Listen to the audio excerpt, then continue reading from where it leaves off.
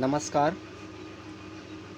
हर गृहिणी, हर भैया बहन जी अपनी कॉफ़ी पेन निकालिएगा और अपने नोट्स बनाइएगा। आज हम बात करेंगे दोस्तों दल शिक्षण विधि के बारे में। इस दल शिक्षण विधि के निर्माण की प्रक्रिया, इसके कितने सोपान होते हैं और दल शिक्षण विधि की विशेषताएं क्या हैं, इसके गुण और दोष क्या है, इन सब चीज़ों के बारे में हम विस्तार से इस वीडियो में आज बात करेंगे। तो अपने आप नोट्स बनाइएगा सभी दोस्त, हर भैया बहन जी, क्योंकि ये सबसे सरलतम भाषा में लिखी गई वीडियो है और पीडीएफ आपको मिल जाएगी। डिस्क्रिप्शन बॉक्स में टेलीग्राम का लिंक दिया गया है, उससे आप लोग ज्वाइन करिएगा। ठीक है, तो चलिए शुरू करते हैं हम। दल शिक्षण विधि क्या है? सबसे पहले प्रश्न ये उठता है कि दल शिक्षण विधि क्या है, टीम टीचिंग मेथड क्या है। तो यह एक नवाचार विधि है और दल शब्द का अर्थ होता है समूह।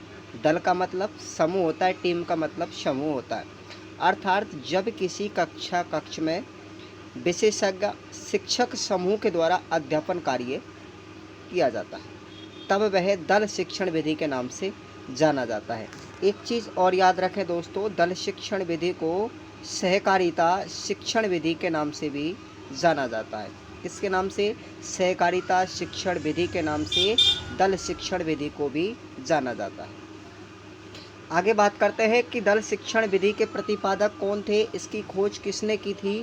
तो आप लोग ये याद रखें कि जो दल शिक्षण विधि है दोस्तों, उसका विकास सबसे पहले 1955 में हार्वर्ड विश्वविद्यालय जो अमेरिका में है, उसके एक छात्र ने, जिसका नाम था मिशिगन व हार्वे, ठीक है, उन दोनों के द्वारा प्रतिपादन किया गया था। दोबारा देखें कि दल शिक्षण विधि का विकास सबसे पहले 1955 में हार्वर्ड यूनिवर्सिटी अमेरिका के शोध छात्र मिशिगन व हार्वे के द्वारा किया गया था।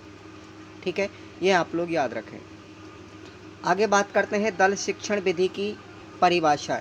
तो किन किन मनोवैज्ञानिकों के द्वारा दल शिक्षण विधि की परिभाषा दी गई थी।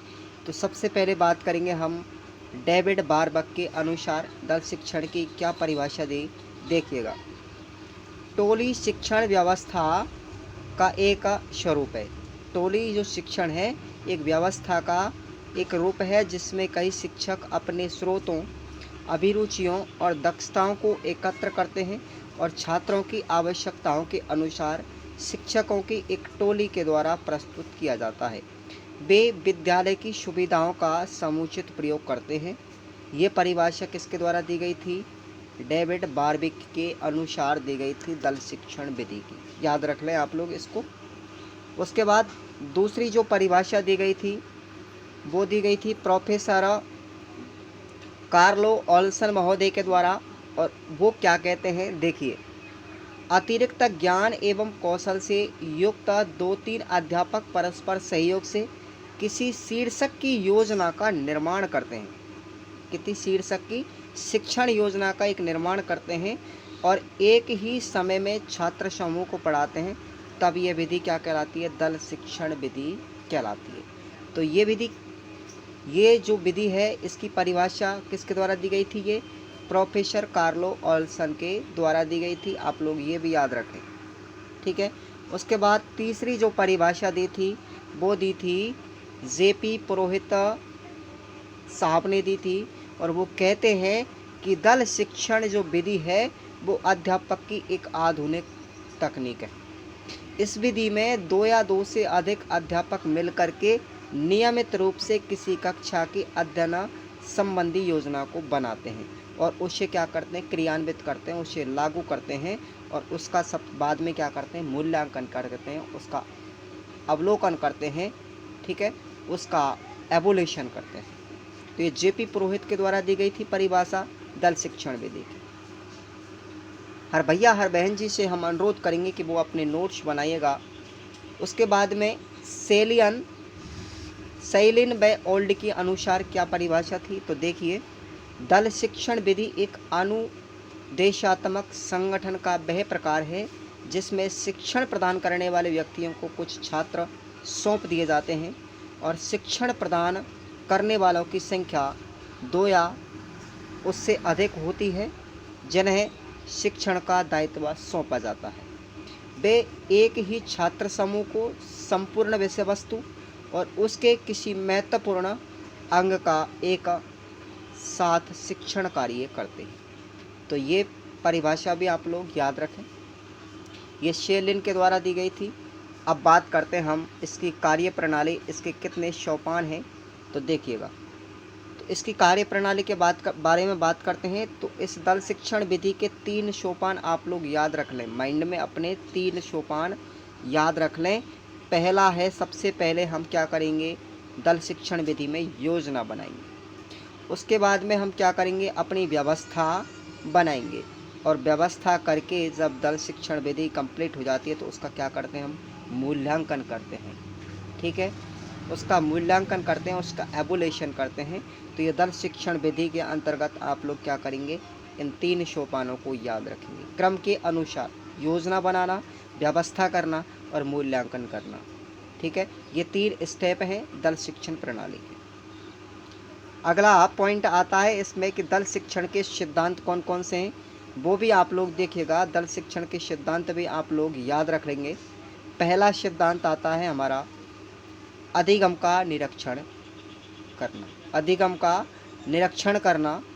दूसरा पॉइंट है हमारा शिक्षक की जिम्मेदारी का सिद्धांत, अधिगम का निरीक्षण सिद्धांत, शिक्षक की जिम्मेदारी का सिद्धांत।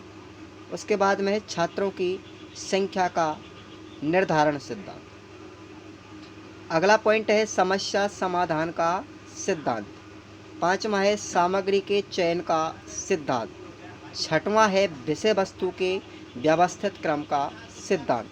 और 7वां पॉइंट है अनुशासन स्थापना का सिद्धांत। तो आप लोग याद रखेंगे दल शिक्षण के ये 7 सिद्धांत हैं, माइंड में अपने फिक्स कर लें। ठीक है दोस्तों, सभी दोस्तों के लिए हमारी चैनल की तरफ से बहुत बहुत हार्दिक बधाइयाँ। और जिन्होंने अभी तक हमारा चैनल सब्सक्राइब नहीं किया है, आप लोग समझदार हैं, सब्सक्राइब कर लें, क्योंकि मैं आपको पूर्ण शिक्षण विधियों के बारे में बताऊंगा। शिक्षण की लगभग 30 विधियां हैं, उनके जनक, उनकी क्रिया विधि, उनके सोपान, इन सब के बारे में मैं आपको विस्तार से कोशिश करूँगा इस चैनल पर पढ़ाने की। ठीक है, अब अगला पॉइंट आता है इसमें योजना बनाते कैसे हैं। योजना कैसे बनाते हैं तो देखिएगा, सबसे पहले जब योजना बनाते तो हम क्या करते हैं, विषय का निर्धारण करते हैं, भाई कौन सा सब्जेक्ट पढ़ाना है। उस सब्जेक्ट के बाद में हम लेते हैं उद्देश्यों का निर्धारण, कि हम विषय से संबंधित जो प्रकरण लेते हैं उस प्रकरण में कौन कौन सी चीज़ों को पढ़ाना है, उसका उद्देश्य का निर्धारण करना होता है सबसे पहले। उसके बाद में तीसरी स्टेप में करते हैं अपेक्षित गत व्यवहारगत परिवर्तनों का लेखन, कि जो भी चीज़ पढ़ानी है वो बच्चों के अकॉर्डिंग पढ़ानी है। तो बच्चों के व्यवहार में जो परिवर्तन होता है और बच्चों को जो पूर्वगत ज्ञान होता है उसके बारे में सोच समझ करके लेखन कार्य किया जाता है, यानी अपेक्षितगत व्यवहारगत परिवर्तनों का लेखन किया जाता है। उसके बाद में करते हैं हम छात्रों के पूर्व ज्ञान का परीक्षण। ठीक है, कि भाई छात्र को अब तक कितना ज्ञान था, इस प्रकरण से पहले या प्रकरण से संबंधित पूर्वगत ज्ञान कितना था, उसके बारे में हम पूर्व प्रश्नों को करवाते हैं। ठीक है, तो पूर्व ज्ञान का परीक्षण करते हैं। अगला पॉइंट है शिक्षकों को योग्यता एवं कुशलता के अनुसार कार्य का वितरण किया जाता है। भाई छात्र को भी उस सब्जेक्ट से, उस प्रकरण से संबंधित नॉलेज होनी चाहिए, योग्यता होनी चाहिए, उस सब्जेक्ट में कुशल होना चाहिए, तो उसको उस सब्जेक्ट की कुशलता के अकॉर्डिंग ही कार्य प्रदान किया जाता है। उसके बाद में बात करते हैं हम छात्रों की उपलब्धि का मूल्यांकन करना। भाई छात्रों ने जो भी प्रकरण से संबंधित ज्ञान प्राप्त किया है उसका मूल्यांकन करना भी निश्चित है। तो ये हमारी योजना के अंतर्गत आते हैं दल शिक्षण विधि में। आगे बात करते हैं हम दल शिक्षण के प्रकरण की निर्माण की प्रक्रिया क्या है, इसको बनाते कैसे हैं। तो ये देखिएगा, सबसे पहले विभिन्न संस्थाओं के विभिन्न विभागों के अध्यापक इसमें शामिल होते हैं। विभिन्न संस्थाओं के विभिन्न अध्यापकों को, विभिन्न विभागों के अध्यापक शामिल होते हैं। उसके बाद एक ही संस्था के एक ही विभाग के अध्यापक होने चाहिए। विभिन्न संस्थाओं के एक ही विभाग के अध्यापक भी हो सकते हैं और एक ही संस्था के विभिन्न विभागों के अध्यापक भी हो सकते हैं। ये 4 पॉइंट आप लोग याद रखिएगा दल शिक्षण निर्माण की प्रक्रिया के अंतर्गत ये 4 पॉइंट इम्पॉर्टेंट हैं। अब बात करते हैं हम दल शिक्षण विधि के गुण क्या क्या हैं। तो गुणों के बारे में बात करते हैं हम सबसे पहले। तो देखिए, पहला गुण है कि यह विधि एक विशेष ज्ञान प्रदान करती है। विशेष ज्ञान कौन सी विधि प्रदान करती है? दल शिक्षण विधि। दूसरा पॉइंट है, यह समय, धन एवं शक्ति का सदुपयोग करवाती है। यानी इसमें समय की बचत होती है, धन की बचत होती है, शक्ति का भी सदुपयोग होता है। तीसरा पॉइंट है कि छात्रों में अनुशासन भावना का विकास होता है। अनुशासन सबसे ज़्यादा किस में सीखा जाता है? सिखाया जाता है दल शिक्षण विधि में। संगठन में रहना किस में सिखाया जाता है? दल शिक्षण विधि में। चौथा पॉइंट है, छात्रों को विभिन्न विषयों की आधुनिकतम जानकारी प्राप्त होती है। इस विधि के द्वारा सबसे नवीनतम जानकारी किस में होती है? दल शिक्षण विधि में। उसके बाद में है, संतुलित सामाजिक विकास भी संभव किसके द्वारा होता है? यदि बच्चा संगठन में रहेगा, सामाजिकता की भावना का विकास होगा, तो वो किस विधि के द्वारा सीखा जाता है? दल शिक्षण विधि के द्वारा सिखाया जाता है। अब बात करते हैं हम दल शिक्षण विधि की विशेषताओं की। तो अब विशेषताओं के बारे में पढ़ते हैं। तो पहला पॉइंट क्या है दल शिक्षण विधि की विशेषताओं में, जरा देखिएगा।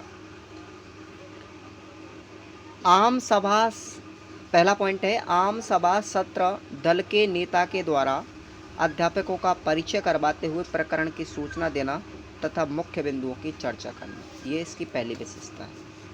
ठीक है, क्या है कि आम सभा सत्र दल के नेता के द्वारा अध्यापकों का परिचय करवाते हुए प्रकरण की सूचना देना तथा मुख्य बिंदुओं की चर्चा करना, इसकी पहली विशेषता। दूसरी विशेषता है कि लघु सभा सत्र आम सभा सत्र में छूटे हुए जो बिंदु हैं उन पर सहयोगी अध्यापकों के द्वारा की जाती है, चर्चा की जाती है।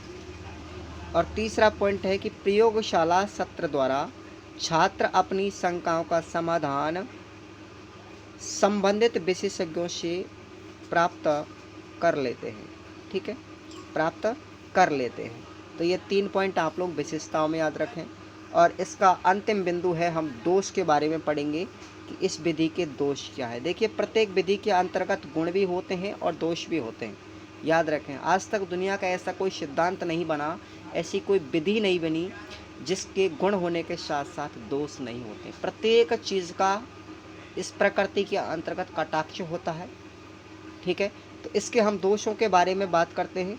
तो पहला दोष क्या है कि आर्थिक भार इसमें क्या हो जाता है? अधिक हो जाता है। भाई, आदमी ज़्यादा होंगे तो खर्चा बहुत ज़्यादा आता है। दूसरा दोष है कि समन्वय करने में कठिनाई होती है। ज़्यादा व्यक्ति हो जाते हैं तो एक दूसरे में अपने आप को कॉम्प्रोमाइज़ नहीं कर पाते, समन्वय नहीं कर पाते, इसलिए कठिनाइयाँ आती हैं। तीसरा दोष है कि दल के सदस्यों में सहयोग की भावना कम पाई जाती है। एक दूसरे में सहयोग की भावना बहुत कम पाई जाती है दल के सदस्यों में।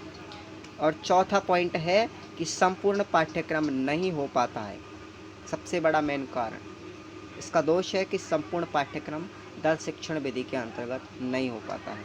तो इस वीडियो के अंतर्गत हमने दल शिक्षण के बारे में बात किया। तो दोस्तों, आप लोगों को ये वीडियो कैसा लगा, आप लोग ज़रा हमें बताइएगा, कमेंट कीजिएगा, हमारी वीडियो को ज़्यादा से ज़्यादा लाइक कीजिएगा। अपने मन की भावनाओं को इस कमेंट के अंतर्गत ज़रूर शेयर कीजिएगा। ठीक है, और जो भाई बहन पहली बार चैनल पर आए हैं वो आप चैनल को सब्सक्राइब करके रखें, क्योंकि मैं आपको 30 से जितने भी अधिक शिक्षण विधियां हैं उनको मैं कंप्लीट करवाने के लिए जा रहा हूं। 30 से भी अधिक शिक्षण विधियां हैं हमारे साइकोलॉजी के अंतर्गत। तो याद रखें आप लोग, हिंदी शिक्षण विधियां जो हैं, उसके बाद में आती हैं हमारी मैथ की शिक्षण विधियां। ठीक है, और उसके बाद में आती हैं पर्यावरण की शिक्षण विधियां। तो इन सब के बारे में हम बात करेंगे इस यूट्यूब चैनल पर। ज़रा आप लोग सब्सक्राइब कर लें। ठीक है, और ज़्यादा से ज़्यादा वीडियो को लाइक करें। टेलीग्राम लिंक से आप लोग जुड़ सकते हैं, आपको PDF मिलती जाएगी। ठीक है, टाइम से टाइम PDF मिलेगी। धन्यवाद।